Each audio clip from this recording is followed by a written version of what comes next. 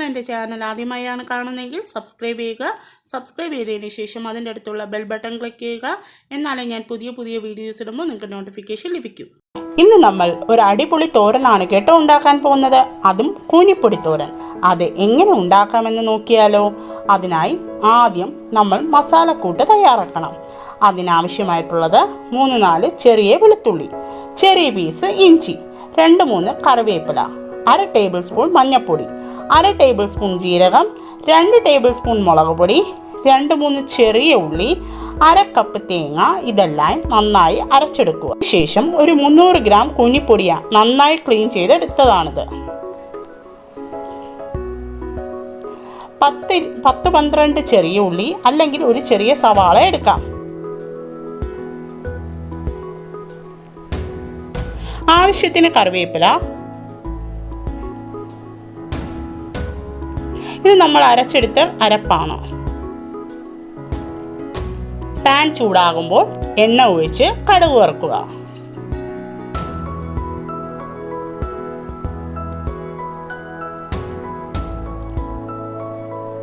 അതിനുശേഷം കറിവേപ്പില ഇട്ട് കൊടുക്കുക.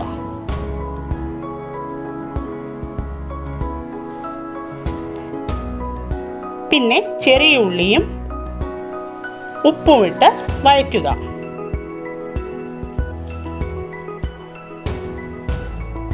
നന്നായി വഴണ്ട് വന്നതിന് ശേഷം നമ്മുടെ കൂനിപ്പൊടി ഇട്ട് കൊടുക്കുക.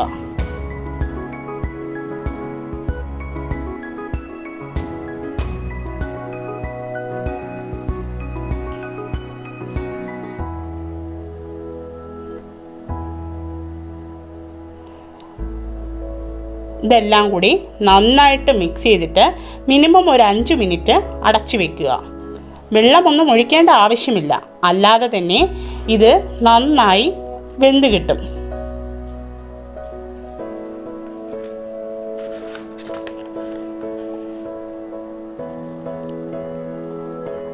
അഞ്ച് മിനിറ്റിന് ശേഷം ഒന്നുകൂടി ഇളക്കി കൊടുക്കുക.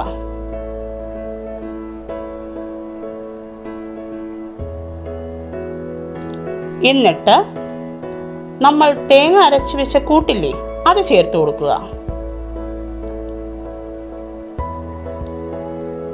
നന്നായി ഇളക്കി യോജിപ്പിക്കണം.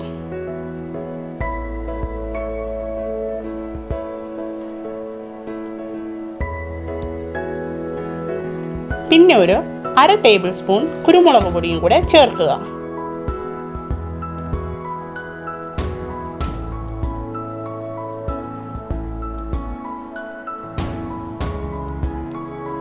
ലാസ്റ്റ് കുറച്ച് പെരുംജീരകം കൂടി ചേർക്കുക.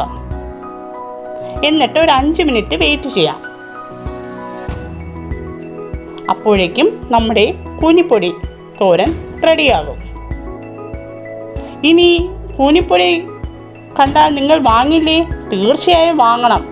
ഇങ്ങനെ ട്രൈ ചെയ്ത് നോക്കുകയും വേണം. ഇനി എന്ത് ചെയ്യുമെന്ന് ആലോചിച്ച് ടെൻഷൻ അടിക്കേണ്ട ആവശ്യമില്ലല്ലോ. എല്ലാവരും ഇത് ട്രൈ ചെയ്യുമെന്ന് ഞാൻ വിശ്വസിക്കുന്നു. Thank you.